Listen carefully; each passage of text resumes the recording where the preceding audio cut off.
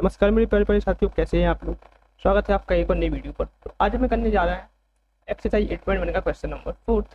चलिए देखते हैं क्वेश्चन नंबर 4 में हमसे क्या कहा गया है। देखिए क्वेश्चन नंबर 4 में हमसे कहा गया है कि हमें कॉट ए, हमें क्या दिया हुआ है, हमें दिया हुआ है 15 cot A, 15 cot A equal क्या दिया हुआ है 8, और हमें साइन ए और सेक ए की वैल्यू निकालनी है। तो सबसे पहले आप देखिए साइन ए का फॉर्मूला क्या होता है, पी अपॉन एच, एंड सेक ए का फॉर्मूला क्या होता है, वाला फॉर्मूला याद रखना है आपको। साइन ए का फॉर्मूला जी होता है पी अपॉन एच, और सेक का काउंट कर लीजिए sine cos tan cos sec, यानी कि एच अपॉन बी।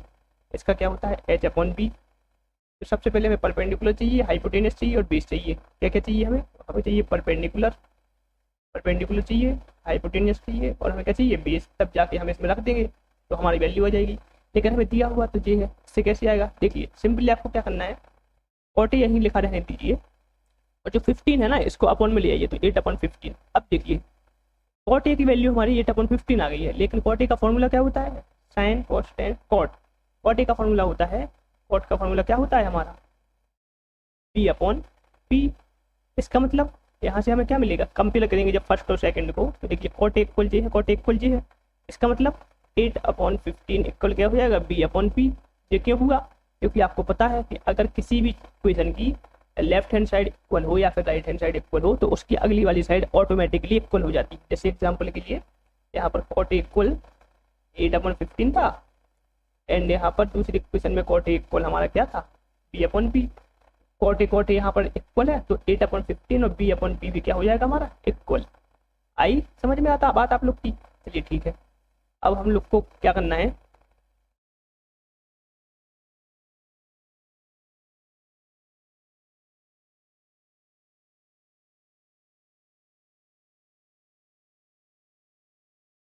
अब हम लोग को क्या करना है, हमने यहाँ पर जिसके इक्वल कर दिया है तो अब यहाँ से हम लोग काय की वैल्यू निकाल लेंगे, यहाँ से हम लोग वैल्यू निकाल लेंगे सिंपली अपनी।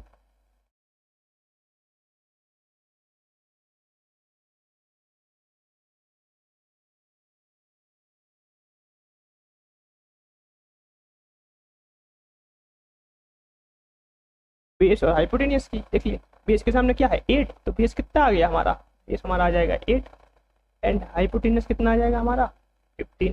सॉरी हाइपोटेनियस नहीं, परपेंडिकुलर, परपेंडिकुलर कितना आ जाएगा हमारा 15। ठीक है, परपेंडिकुलर कितना आ गया हमारा 15। ठीक है, अब देखिए अब हम लोग को क्या करना है, हमारे पास बेस आ गया परपेंडिकुलर, लेकिन हमें अभी हाइपोटेनियस की जरूरत है।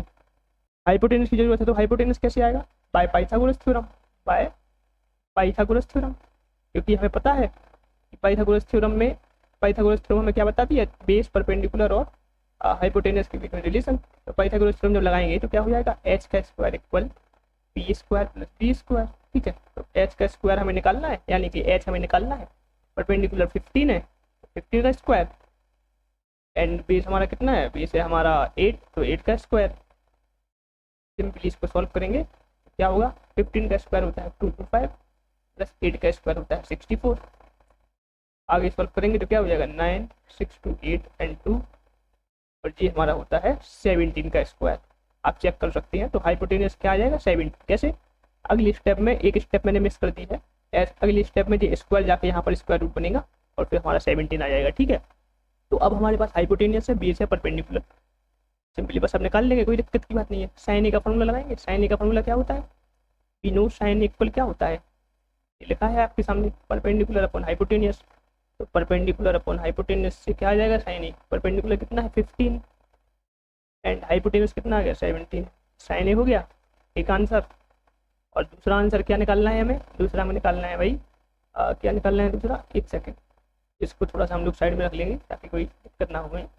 ऐसा इसको थोड़ा सा साइड में रख लेंगे, साइन ए आ गया। ठीक है, अब हमें क्या निकालना है, साइन ए के बाद निकालना है सेक ए।